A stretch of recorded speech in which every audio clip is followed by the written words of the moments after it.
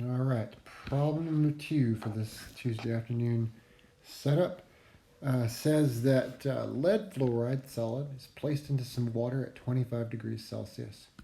We're allowed to reach equilibrium, and when we do, we find 0.64 grams per liter is what dissolves. And what we want to know is what is the KSP for lead fluoride at this temperature. So I think what I'm going to encourage everybody to do here is when you start working problems like this, identify what the compound is.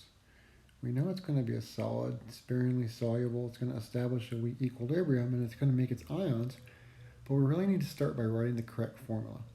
So lead, of course, is Pb, and fluorine is F, okay? But we have to know the charges. In this case, lead is 2 plus. So to neutralize the compound or make it electrically neutral, I need to write PbF2 to balance the plus 2 charge of the lead. Now once I'm done figuring that out, I can then quickly determine that when that material dissolves, it makes the lead 2 plus aqueous ion. And we're also going to make 2 copies of fluoride, F minus aqueous ion. But of course, central to this was getting the right formula for the lead iodide. Okay, we had to do that first. Now, we don't know how much of this is going to dissolve as governed by the KSP because we don't know what the KSP is, but what we are told in the problem is that 0.64 grams per liter is what does dissolve. 0.64 grams per liter. Now, the cool thing about that number, maybe it's not obvious, but that's what's happening at equilibrium, isn't it? We know that that's how much of this sparingly soluble salt dissolves at equilibrium. It describes the equilibrium position. And the reason why that's cool is because when we're going to work this problem here in a few seconds, we're going to basically kind of think of it in terms of a rice table, at least a little bit. And because we know this number, we basically know what's happening at equilibrium. Now, remember in our rice tables, we don't typically use units of grams per liter, do we? Instead, we might use molarity units. So what I think would be really smart would be to try to do a unit conversion. We're going to get rid of grams, and we're going to convert to moles. So if I could figure out how many grams correspond to 1 mole of my compound, lead fluoride, I could do this unit conversion and I'd be in business. Well, fortunately, since we have the formula, it's really easy to figure out what the molar mass of lead fluoride is. And if you add up all the parts, you quickly find that it's 245.2 grams for every mole. So if I take 0.64 divided by 245.2, I get 2.6 times 10 to the minus 3, or 0.0026 mole per liter, right? That's the units that would propagate forward, mole per liter.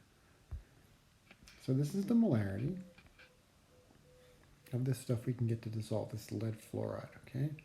Now, why is that crucial? I'm going to erase this for a second. We know that molarity corresponds to the equilibrium position.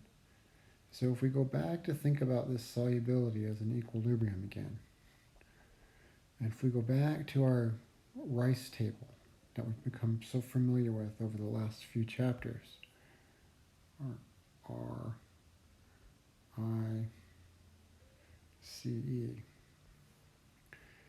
This number, this 0.026, basically tells us the equilibrium concentration of my lead ion. And the reason why I know that is because there's a 1-to-1 stoichiometry between these two, isn't there? So this is my equilibrium molarity of lead. I know the change must have been plus 0.0026 molar, and I start off with 0 of it before any of it dissolved, right? And I'm done with that column in my rice table. Now likewise, if I didn't have any of the fluoride before, I might say that my change is a what? A plus 2x because I need to make twice as much fluoride. Well, if this 0.0026 equals x, I can just double it, and that's my equilibrium concentration of fluoride. Now in this case, I kind of unfortunately wasn't careful with my space here on my whiteboard. But I think you might agree that the concentration we'd expect of the fluoride would be twice as big, 0.0052. Okay? Now the significance of all that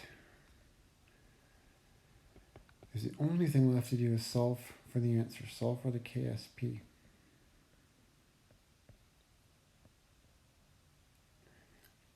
Which we know is the concentration of lead, 2 plus, times the concentration of fluoride minus at equilibrium. That one's got to be squared, doesn't it? Because of this 2 right up here. So my equilibrium concentration of lead is 0.0026. My equilibrium concentration of fluoride is twice as big by virtue of the 2 in the stoichiometry, or 0.0052. And again, I got to square that one, all right?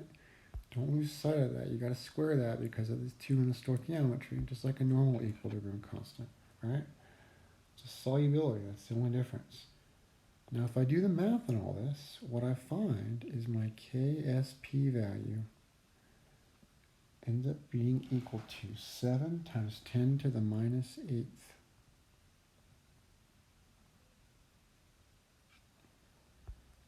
And that should be my final answer.